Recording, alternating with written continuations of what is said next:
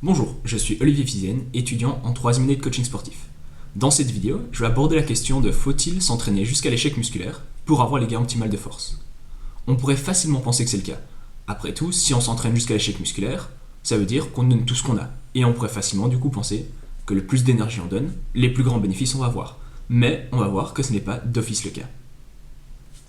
Parlons donc de l'échec musculaire et de pourquoi cette méthode pourrait être intéressante. Une explication est que ça nous permettrait de recruter plus d'unités motrices. Les unités motrices, qui sont les éléments qui composent le muscle. Et on sait que plus un effort sera intensif, le plus d'unités motrices seront recrutées. Donc, en théorie, si on s'entraîne jusqu'à l'échec musculaire, ça nous permettrait de recruter le plus d'unités motrices possible. Mais il y a eu des preuves qui nous montrent qu'on sait recruter le même nombre d'unités motrices sans s'entraîner jusqu'à l'échec musculaire. Et en plus, s'entraîner jusqu'à l'échec musculaire n'est pas sans problème. Ça augmente le risque de blessures et de surentraînement. En vous poussant à bout, vous risquez d'avoir une bonne technique ou de compenser, ce qui risque de mener à un faux mouvement qui, lui, pourrait mener à une blessure. Par ailleurs, il y a aussi le risque que vous dépassiez votre effort maximal en essayant de faire une répétition de plus.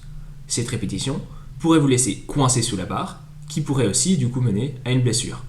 C'est par ailleurs une bonne raison de toujours s'entraîner avec un partenaire. Un autre problème que ça peut amener est l'accumulation de fatigue et un temps de récupération plus long, ce qui pourra, sur le long terme, diminuer le volume total que vous serez capable de réaliser.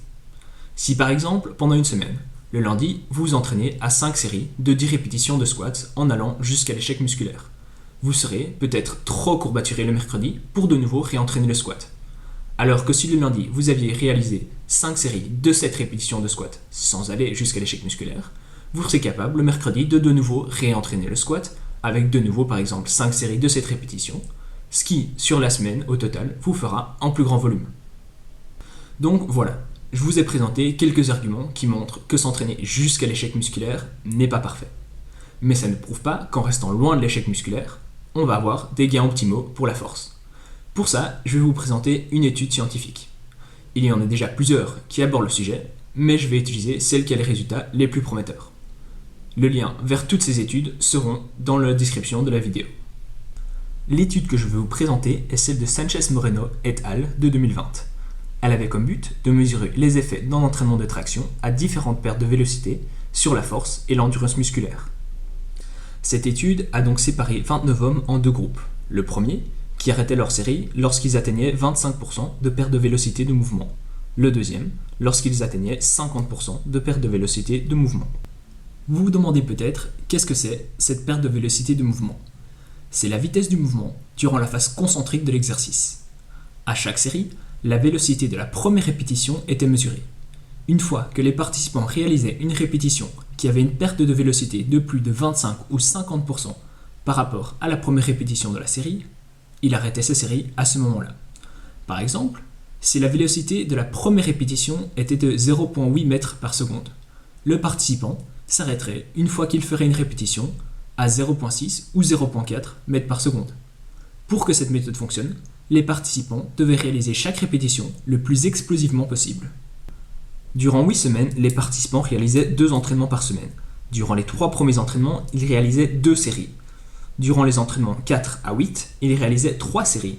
Durant les entraînements 9 à 14, ils réalisaient 4 séries. Pour les 2 derniers entraînements, qui ont servi de taper, ils ont réalisé 3 séries pour l'entraînement numéro 15 et 2 séries pour l'entraînement numéro 16. Il y avait 3 minutes de repos entre chaque série, et le nombre de répétitions dépendait de la perte de vélocité de chaque participant. Maintenant qu'on sait comment l'étude a été réalisée, quels sont les résultats ? Plusieurs facteurs ont été testés au début et en fin de protocole, comme par exemple le maximum de répétitions en une série ou la répétition la plus rapide. Mais le facteur qui nous intéresse est celui du 1RM.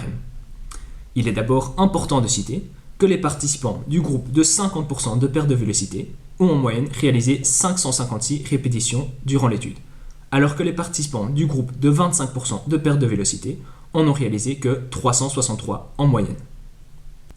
Il y a donc une très grande différence entre le nombre de répétitions réalisées.